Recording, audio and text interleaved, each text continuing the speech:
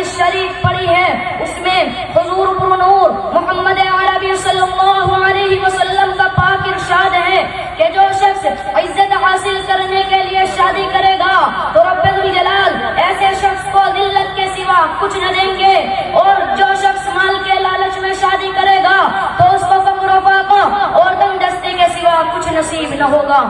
اسلام کے پاس بانو آج ہندوستان کے اندر اور خاص طور سے ہمارے معاشرے میں جہیز ایک ایسا ناسور بن گیا ہے جو ایٹمی ہتھیار سے زیادہ خطرناک اور مہلک ثابت ہوتا جا رہا ہے۔ اس منحوس جہیز کی بنیاد پر ہندوستانی معاشرے میں روزمرہ اخبارات کی رونقیں زار بن کر یہ سرخیاں چھپتی ہے کہ فلاں شوہر نے اپنی سسرال والوں سے اسکوٹر نہ ملنے پر اپنی نئی نویلی دلہن کو جلا دیا، فلاں شخص نے مزید جہیز کا مطالبہ پورا نہ کرنے پر اپنی بیوی کو موت کے گھاٹ اتار دیا۔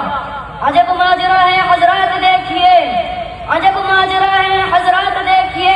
داماد مانگتا ہے خیرات دیکھیے۔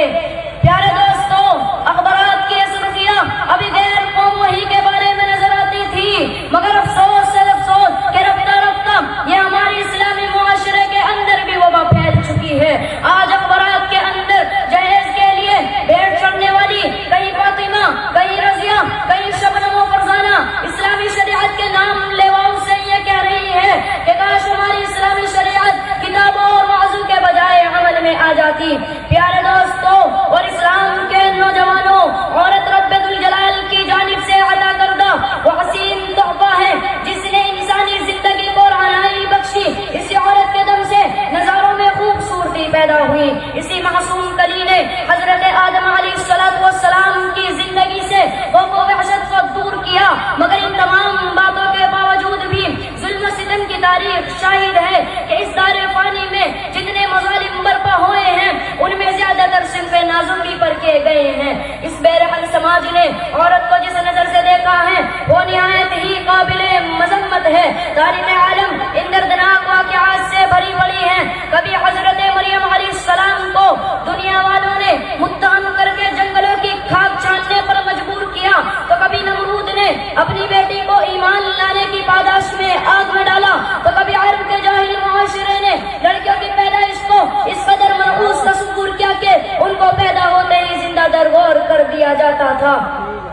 محترم حضرات، جس گھر میں لڑکی جوانی کی دہلیز پر قدم رکھتی ہے اسی وقت سے والدین کی نیند حرام ہو جاتی ہے، زندگی کا ہر لمحہ سانپ بن کر ڈسنے لگتا ہے۔ ایک طرف لڑکی کی اٹھتی ہوئی جوانی ہوتی ہے تو دوسری طرف جنسی بیڑیوں کی اٹھتی ہوئی نگاہیں ہوتی ہے، تو تیسری طرف پڑوسیوں کی چیمی گوئیاں ہوتی ہے۔ والدین جب اس گلاب کے پھول کو سجانے کے لیے کسی لڑکے کی تلاش کرتا ہے تو جہیز کے مطالبات ان کے ارادوں کو وہی مسمار کر دیتے ہیں۔ ارے جہیز کے ٹھیکیداروں، کان کھول کر سن لو، ذرا دیکھو سید الانبیاء، تاجدار بطحہ، احمد مجتبی، محمد مصطفیٰ صلی اللہ علیہ وسلم کی پیاری اور لاڈلی بیٹی حضرت فاطمہ رضی اللہ عنہا کا قد مسنون کس انداز سے ہوتا ہے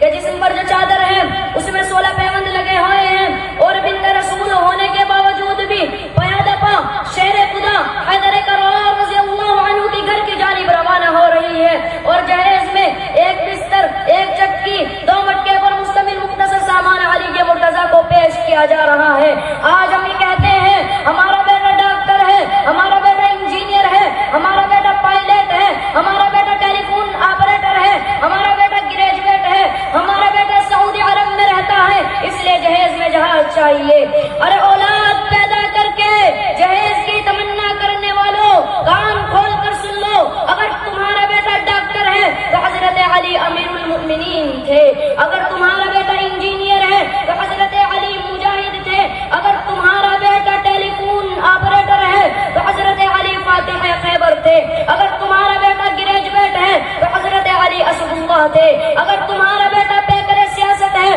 تو حضرت علی پیکر ولایت تھے۔ حضرات آئیے ہم سب مل کر اس بات کا عہد کریں کہ اس جہیز جیسی ملعون رسم کو مٹا کر دم لیں گے۔ یہ سنگ گرا جو حائل ہیں رستے سے ہٹا کر دم لیں گے، ہم پھول بھی ہیں تلوار بھی ہیں، باطل کو مٹا کر دم لیں گے۔ وما علینا الا البلاغ۔